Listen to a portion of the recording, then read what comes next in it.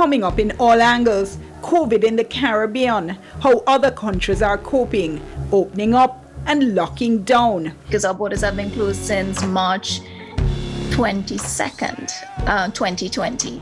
Also, 65,000 doses of the COVID-19 vaccine arrived in Jamaica, but vaccination still an issue. And later on, our All Angles 15 flashback. We life no last, so we give thanks and praise. We can't hope to come again.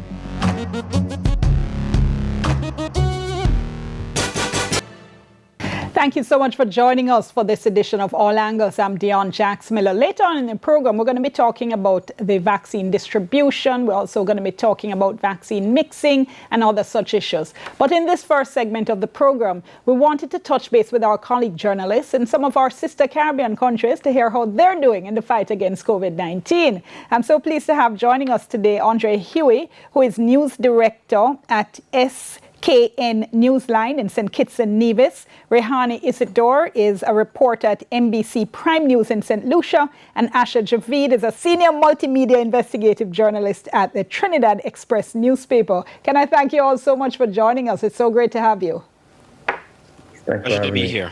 Okay, so I'm reading all kinds of exciting things going on. Let me start with you, Asha, because finally Trinidad is about to reopen its borders, which will probably sound strange to Jamaicans because our borders have been open from last year. Talk to us a little bit. Well, the Prime Minister announced last week that borders will be opened on the 17th of June. The format of it hasn't been fully disclosed as yet, but the thinking behind it is that fully vaccinated people will be able to come in and travel. It's new for us because our borders have been closed since March 22nd, 2020. And but it's also happening at a time where we've had our state-owned Caribbean airlines have had to cut jobs and, they've been badly affected by the pandemic. So I think it's a do or die situation for our national airline too. So we'll wait to see how that unfolds. But just tell me, how has it worked over the past year and a few months? So is it that all Trinis, all foreigners, everybody has been kept out, or has there been some kind of selective re-entry process? There has been. We've had a series of repatriation flights for Trinis who have been outside who want to come back home.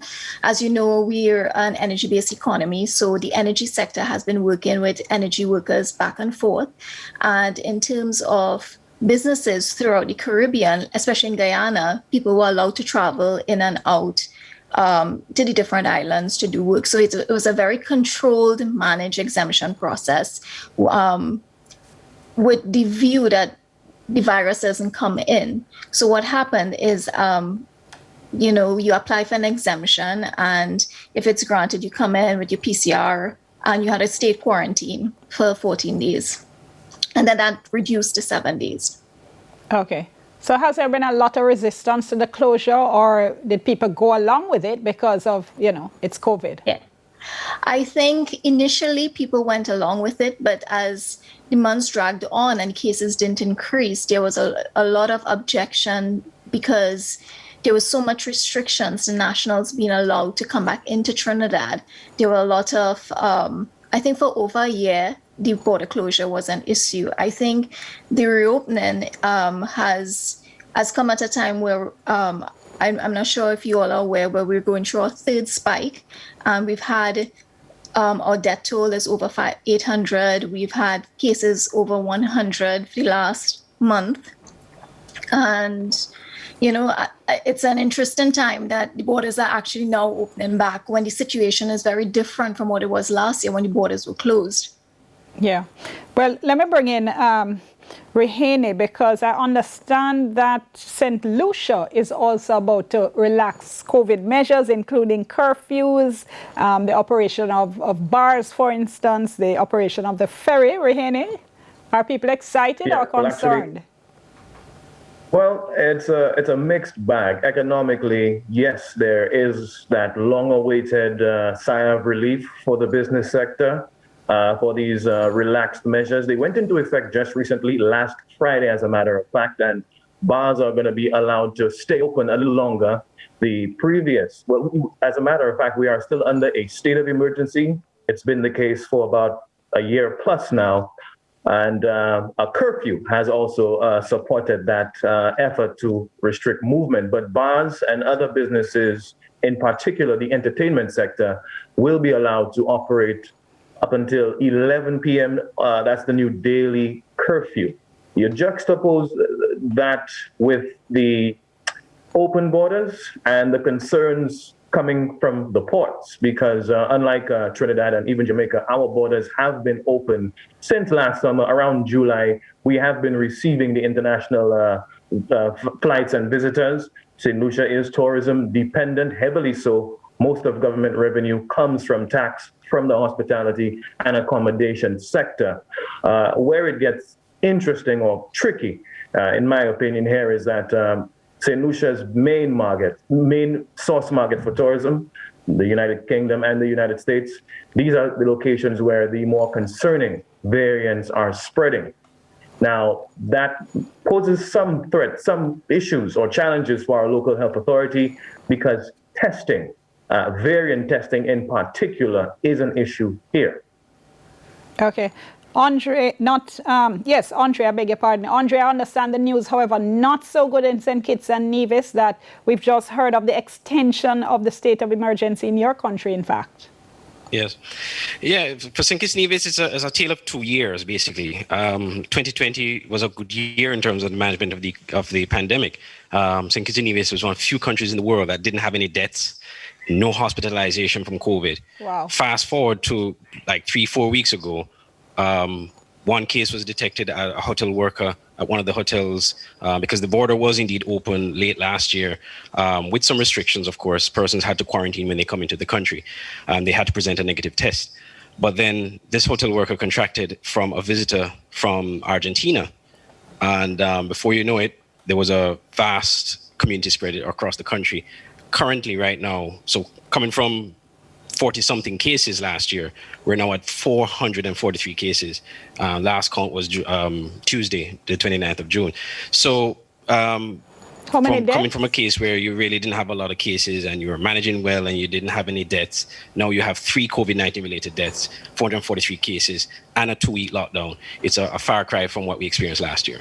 Okay, I want to ask Ole, what's the situation in your country with vaccination? Because, of course, we know that's a big issue right now, right across the developing world and the global south. We're seeing vaccine politics playing out everywhere. Asha, how's Trinidad doing? Well, not right now. We're getting a fairly steady stream of vaccines. We've had the AstraZeneca, which we got from the COVAX facility. We still have, we had about 400,000 come from China, their Sinopharm vaccine. And in August, our Prime Minister announced that we're expecting 800,000 Johnson & Johnson from the African Medical Supplies Union. So it's been fairly steady. And we've had to pause. It didn't get off to a smooth start. It started off a bit rough because when we were actually expecting our COVAX tranche, it didn't come in time and the amount didn't come in time to start the vaccination process. So that got further delayed until the Sinopharm got the WHO approval. And since then, we've had fairly regular tranches from China. Okay. Rehani, how about you? Yeah, similar concerns as experienced in Trinidad as it relates to the COVAX donations. We have had delays with the shipments over the last 4 months or so. And another issue is threatening to really keep or hold back St. Lucia's immunization campaign. The health authority here, health ministry here, did set a very ambitious herd immunity target of 4 months, which started last February, but some 4.5 months, almost 5 months later, only 21,000 of our population, or just a little above that, that's less than 13% of our population of about 180,000 people have received both shots. Now, only the AstraZeneca vaccine is available here. It's only administered, or only persons 18 and older are eligible for that particular vaccine. But another pandemic, if I will, is playing out here in St. Lucia, and that's vaccine hesitancy. So the health authority is not satisfied with the amount of persons coming out for the first or even second shot. So that is threatening, or as a matter of fact, it's pretty much blown away the initial 4-month target to reach that 70% herd immunity here in St. Lucia. Okay, Asha, where are you at in Trinidad and Tobago in terms of full vaccination? We're about 5.7% of our population has been vaccinated. Only about 80,000 people have received both doses of either vaccine, either Sinopharm or AstraZeneca.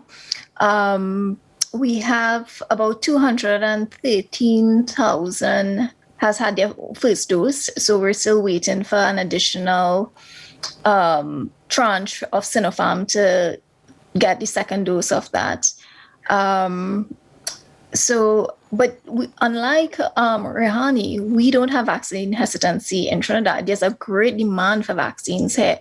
In fact, just 2 weeks ago, when our Minister of Health announced that senior citizens could actually go into health centers and get vaccines, there was massive lines. People thought it would be like a super spreader event because, a lot of older people were just lined up for hours just waiting to get vaccines. Okay. And how about you, Andre? What's it in St. Kitts? Yeah, well, when the program was first rolled out early this year, February, March, there was some hesitancy. In fact, it even prompted the Prime Minister to make a comment suggesting that the government could be looking at mandatory vaccination because they were not satisfied with the vaccination rate at that point in time. Interestingly enough, though, when we discovered our first new case about 3 weeks ago, that immediately sparked a vaccination drive. I mean, a lot of people have been going to the clinics to get vaccinated because I guess people, became fearful and they did not want this, the virus to spread to them. So we were moving at a rate of maybe about 100, a little less than 100 a day.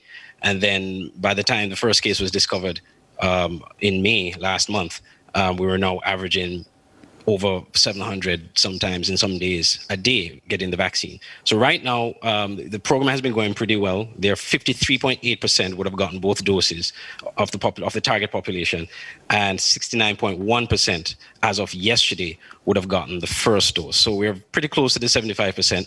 The challenge right now, however, is to get new vaccines because the current batch is expiring today, and the authorities are trying to get the remaining 985 vaccines used up today so that they could get new batches. They are looking at other sources. The Foreign Affairs Minister said yesterday that they are making some progress, but as it stands right now, after today, we currently would not have any vaccines. Okay, I kind of keep getting hung up on our first case, our first death, when the rest of us are, in so much of a different position. But certainly it's good to hear that things are much better there. Okay, I'm nearly out of time, but very quickly, any sign of Delta variant where you guys are yet? Asha, I think I read Trinidad has not yet confirmed any Delta cases. Not yet. And we're fingers crossed, with our borders reopening, there's a possibility.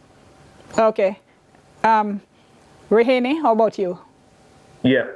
Yeah, well, actually, no Delta variants detected here, but that in itself is a very intricate process for St. Lucia. Yeah. Prior to the emergence of this Delta variant, there was the UK strain.